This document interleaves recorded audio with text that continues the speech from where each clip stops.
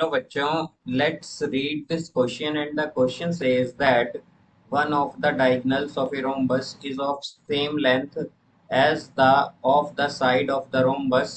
The angles of the rhombus measured. Now let's see the options. Option A 80 degree, 100 degree. Option B 60 degree, 80 degree. Option C 90 degree, 90 degree. And option D 60 degree 120 degree. तो आइए अब इस question को यहाँ पर हम solve कर लेते हैं। इस क्वेश्चन में कहा गया है कि जो डायगोनल है हमारे पास एक रोम्बस की, वो सेम है as the length of one side of the rhombus. तो यहाँ पर हमें एंगल्स बताने हैं कि रोम्बस के हमारे पास क्या होंगे। तो यहाँ पर हम की कॉन्सेप्ट यूज करेंगे, कॉन्सेप्ट दैट इन रोम्बस। तो रोम्बस में हमारे पास क्या होता है कि जो डायगनल्स होती हैं, डायगनल्स वो बाइसेक्ट करती हैं। Diagonals bisect vertex angle. Bisect का मतलब होता है कि टू इक्वल पार्ट में डिवाइड करती हैं, बाइसेक्ट वर्टेक्स एंगल। तो यहाँ से अब अगर हम देखें तो हमारे पास क्या होगा यहाँ पर कि लेट्स सपोज हमारे पास ये एक रोम्बस है। तो रोम्बस की प्रॉपर्टी होती है कि उसमें सभी साइड इक्वल होती हैं। तो इसमें हमारे पास क्या होंगी, सभी साइड इक्वल होंगी। हम मान लेते हैं ए बी सी डी, ये हमारे पास एक रोम्बस है। अब इसमें हमारे पास एक डायगोनल लेते हैं हम ए सी। ये हमारे पास डायगोनल है यहाँ पर ए सी। अब यहाँ से हम अगर देखें तो हमसे क्या कहा गया है कि जो साइड हमारी डायगोनल है यहाँ पर वो इक्वल है साइड के। तो हम क्या जानते हैं कि यहाँ पर रोम्बस है ये, तो इसलिए हमारे पास ए बी इक्वल होगा, बी सी के बी सी इक्वल होगी, सी डी के सी डी इक्वल होगी, डी ए के। यहाँ पर ये सभी इक्वल होंगी। अब यहाँ से हमसे कहा गया है कि हमारे पास अगर A B equal B C equal A C हो, मतलब यहाँ पर कहा गया है कि ए बी इक्वल है बी सी के और बी सी किसके इक्वल हो, ए सी के। बिकॉज हमसे क्या कहा गया था यहाँ पर कि जो हमारे पास डायगोनल है वो इक्वल है साइड के। तो यहाँ पर हमारी जो ए सी इक्वल होगी वो किसके इक्वल होगी, वो एक तो ए बी के भी इक्वल हो सकती है या बी सी के भी, या फिर हम कहें कि दोनों के इक्वल होगी। बिकॉज यहाँ पर ए बी और बी सी दोनों ही इक्वल है। अब यहाँ पर अगर हम देखें कि अगर ए बी इक्वल है बी सी के, बी सी इक्वल है ए सी के, तो हम क्या कहेंगे कि ट्रायंगल ए बी सी जो है ये क्या हो गया, ये एक इक्विलेटरल ट्रायंगल हो गया। Is an equilateral triangle. Because equilateral triangle में हमारे पास क्या होता है, सभी एंगल्स क्या होते हैं, इक्वल। सभी साइड भी इक्वल होती हैं उसमें।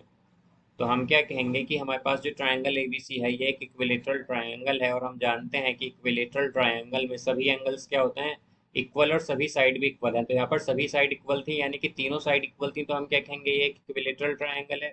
और इसी से हमें क्या पता चलता है कि इसके सभी एंगल भी इक्वल होंगे, यानी कि angle B A C equal होगा एंगल बी सी ए के, और ये इक्वल होगा एंगल ए बी सी के। ये सभी क्या होंगे, 60 डिग्री। अब जैसा कि हमने देखा था कि की कंसेप्ट में कि जो डायगोनल होती है वो क्या करती है, बाइसेक्ट करती है वर्टेक्स एंगल को। तो यहाँ पर अगर हम देखें कि अगर हमारे पास ये एंगल 60 डिग्री है, तो हम क्या कहेंगे कि जो हमारे पास एंगल डी ए सी होगा वो भी क्या होगा, 60 डिग्री। बिकॉज यहाँ पर जो ए सी है ये क्या कर रही है, बाइसेक्ट कर रही है एंगल ए को। तो हम क्या कहेंगे, angle D A C is equal to angle B A C. ये दोनों एंगल इक्वल होंगे, या फिर हम कहें कि 60 डिग्री होंगे। तो यहाँ से हमारे पास जो एंगल ए होगा वो इन दोनों का सम होगा, यानी कि angle D A C plus angle B A C होगा ये।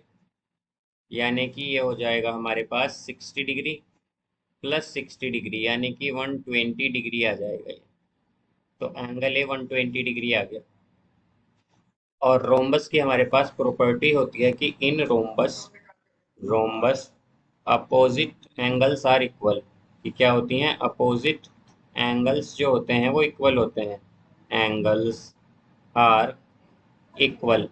तो यहाँ से हमारे पास एंगल ए जो है वो इक्वल होगा एंगल सी के। बिकॉज ये अपोजिट एंगल्स हैं, तो हम क्या कहेंगे, एंगल ए और एंगल सी दोनों इक्वल होंगे। तो ये दोनों एंगल जो होंगे ये 120 डिग्री के होंगे। इसी तरह अब अगर हम देखें तो हमारे पास एंगल बी जो है ये इक्वल होगा एंगल डी के, बिकॉज ये भी अपोजिट एंगल है। तो एंगल बी क्या था हमारे पास, हम देख सकते हैं कि एंगल ए बी सी, तो ये बेसिकली एंगल बी ही है, तो ये क्या आया था, 60 डिग्री।